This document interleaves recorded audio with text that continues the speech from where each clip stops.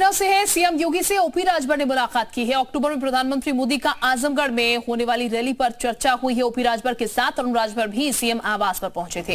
NDA में शामिल होने के बाद सीएम आवास पर राजभर पहुंचे थे। तो ये बता दें आपको, दोनों की मुलाकात हुई और कहा जा रहा है आने वाले समय में प्रधानमंत्री का आजमगढ़ में दौरा है अक्टूबर में, और उसी को लेकर चर्चा फिलहाल यहां पर हुई है। तो एनडीए में शामिल होने के बाद ओपी राजभर की पहली मुलाकात सीएम योगी आदित्यनाथ के साथ उनके आवास पर।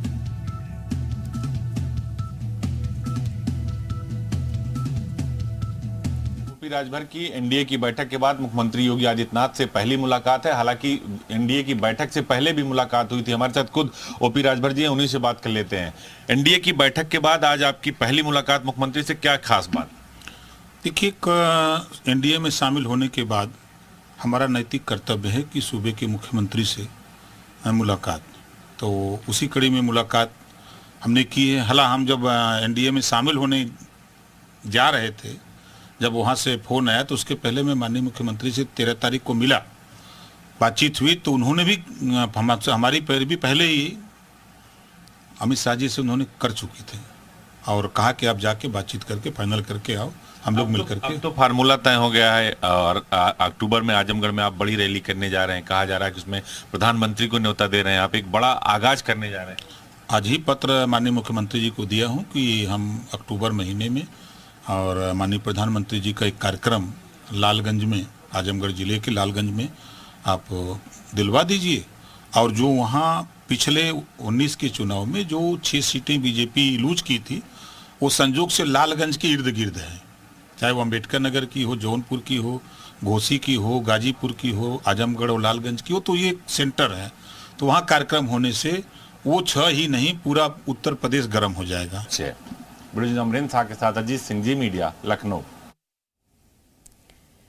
तो फिलहाल जिस तरीके से बातचीत आपने सुनी, ये मुलाकात उनकी हुई। और ये भी बता दें आपको, ओम प्रकाश राजभर जो है उन्होंने खास बातचीत जी मीडिया से की है। यहाँ पर हमारे एसोसिएट एडिटर के साथ उनकी खास बातचीत आप सुन रहे थे। 1 हफ्ते बाद दिल्ली में बैठक है, सीटों का फॉर्मूला भी तय होगा, ऐसी भी जानकारी है।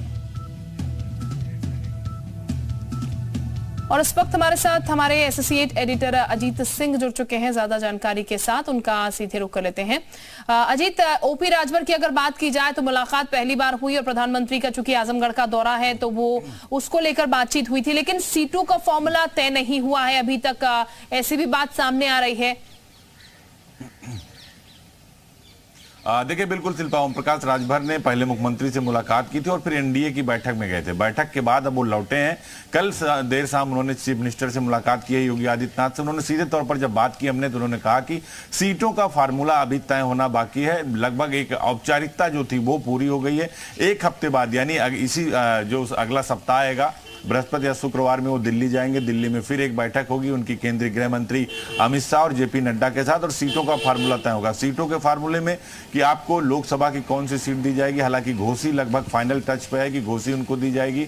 तो इन सब मुद्दों पर जो विधानसभा की सीटें होंगी वो किस तरह से उसका फार्मूला बनेगा, तो उस पर ओम प्रकाश राजभर की बात होगी। एक 2 बड़ी बातें उन्होंने कही। पहली बात तो ये कि जैसे ही सीटों का फार्मूला तय हो जाएगा, उत्तर प्रदेश में मंत्रिमंडल का विस्तार होगा, और मंत्रिमंडल का विस्तार जुलाई के ही लास्ट में होने की संभावना जताई जा रही है, जिसमें ओम प्रकाश राजभर कैबिनेट मंत्री बनेंगे, उनके साथ दारा सिंह चौहान कैबिनेट मंत्री बनेंगे, 3 से 4 मंत्री जो है वो हटाए जाएंगे, नए चेहरे लाए जाएंगे। तो इसके साथ ही उन्होंने भी कहा कि जो बात हुई हमारे मुख्यमंत्री से, हमने अपनी सामाजिक न्याय रिपोर्ट की जो बात की थी उसको रखा, और 28 अक्टूबर को आजमगढ़ के लालगंज में एक बहुत बड़ी रैली ओम प्रकाश राजभर करने जा रहे हैं, जिसके लिए कल उन्होंने मुख्यमंत्री को भी आमंत्रण पत्र दिया है। मुख्यमंत्री के माध्यम से प्रधानमंत्री को भी मुख्यमंत्री से अनुरोध किया है, और साथ ही प्रधानमंत्री को खुद वो आमंत्रण पत्र देंगे।